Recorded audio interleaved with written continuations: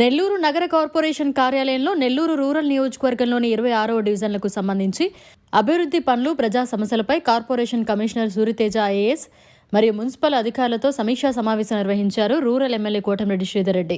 ఈ సందర్భంగా ఆయన మీడియాతో మాట్లాడుతూ నెల్లూరు రూరల్ నియోజకవర్గంలో ఇంటి పన్ను వసూళ్లలో బలవంతంగా వసూలు చేస్తే స్థానిక ఎమ్మెల్యేగా నేను సహించనన్నారు. ఇంటి పన్ను కట్టకపోతే కరెంట్ కట్ చేస్తామని ప్రజలను భయభ్రాంతులకు గురిచేస్తే నేను సహించనన్నారు. నెల్లూరు నగర కార్పొరేషన్లో మున్సిపల్ యాక్ట్ అమల్లో ఉండాలని, బర్త్ సర్టిఫికేట్, డెత్ సర్టిఫికేట్లు వేగవంతంగా ఇవ్వాలని, ప్రజలకు ఇబ్బంది కలిగించవద్దన్నారు.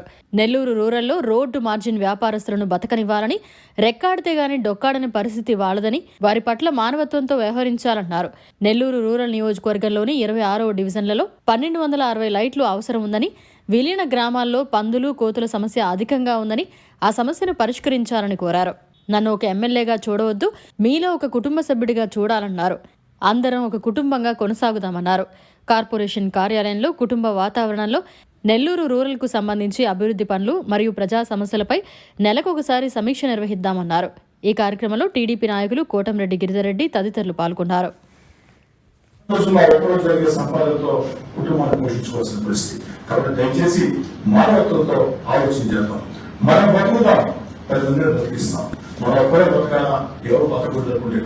చట్టాలు చాలా ఉంటాయి, నేను కాదంటలేదు.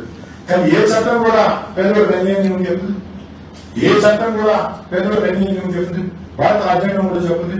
దయచేసి దాన్ని మీరు అర్థం చేసుకోండి. రూరల్ నియోజకవర్గంలో మా ఆకాంక్ష ఉంటే మీరు ఏ నిర్ణయాలు తీసుకున్నా మనం కలిసి కూర్చొని మాట్లాడుకుని నిర్ణయాలు తీసుకున్నాం, సాధ్యాసాధ్యాలు పరిశీలించుకున్నాం. నా ఆలోచనలు మీకు చేత, మీ ఆలోచనలు నాకు చెప్పండి, కలిసి పనిచేద్దాం. ఇది ఏ ఒక్కరి వల్ల సాధ్యం కాదు. మీరు నేను వేరు వేరనుకుంటే అసలు సాధ్యం కాదు. మనమందరం ఒకటే, మనమందరం ఒకే కుటుంబం అనుకుంటే సాధ్యం అవుతుంది. నా లక్ష్యం, నా కోరిక ఒకటే. రూరల్ నియోజకవర్గంలో 26 డివిజన్లలో ఎక్కడ కూడా పేద, నిరుపేద, సామాన్య, మధ్యతరగతి కుటుంబాలు ఇబ్బందులు పరిస్థితి వస్తే నేను సహించను. వాళ్ళ పక్షాన నేను వీళ్ళు నిలబడతా. దయచేసి అర్థం చేసుకోండి. అదేవిధంగా రోడ్డు మార్జిన్ వ్యాపారస్తుల విషయంలో కాస్త ఉదాహరణ వ్యవహరించండి. అంతేకాకుండా హౌస్ ట్యాక్స్ విషయంలో కూడా బలవంతు వసూలు మాత్రం చేయొద్దని చెప్పని చాలా స్పష్టంగా కోరుతున్నా. అదేవిధంగా ప్రతి నెల కూడా మూడోసారి ఎమ్మెల్యే గెలిచిన తర్వాత కాస్త పనుల ఒత్తిడిలో కాస్త ఆలస్యమైంది. అంతకుముందు నా ముందు అలవాటు మీకు తెలుసు, వారానికి ఒక రోజు కార్పొరేషన్ లో ఏదో విభాగంతో కూర్చొని మాట్లాడే అలవాటు నాకు ఉంది. ఈసారి ప్రతి నెలకొకసారి ఇదే కాన్ఫరెన్స్ హాల్ లో అందరూ కూర్చొని మాట్లాడుకున్నాం. మీ అందరూ కూడా నేను చెప్పేది ఏంటంటే, నన్ను మీరు ఎమ్మెల్యేగా చూడాల్సిన అవసరం ఉన్నాయి, మీ కుటుంబంలో ఒకరిగా చూడండి. నేను కానీ నా ఎమ్మెల్యే కార్యాలయం కానీ ఏదైనా పొరపాటు చేస్తే, ఏదైనా ఇబ్బంది ఉంటే ఒక సొంత సోదరుడు చెప్పినట్టు స్వేచ్ఛగా మీరు చెప్పండి. నాలుగు లోపాలు చెప్పినా కూడా నేను సరి చేస్తుంటేనే ఉంటా తప్ప నేనేం బాధపడేవాడు కాదు. ఇబ్బంది పెట్టకుండానే క్లియర్ సెక్షన్స్ అందరికీ స్టాఫ్ కి కూడా ఇవ్వడం జరిగింది. మన వాళ్ళు ఫీల్డ్కి వెళ్ళినప్పుడు కూడా ఏవైతే మనకి రాష్ట్ర ప్రభుత్వం నుంచి కలెక్ట్ చేయమని చెప్పి ఉన్న ట్యాక్సెస్ కానీ చట్టాలు తీసుకోవాల్సి దాని మీద డ్రైవ్ చేయడం జరిగింది. అలానే అందరి దృష్టికి తీసుకురావడం కూడా మనకి వాటర్ ఛార్జెస్ కలెక్షన్ లో 17 కార్పొరేషన్ లో అతి తక్కువ కలెక్షన్ జరిగిన నగరంగా నెల్లూరు కార్పొరేషన్ ఉంది.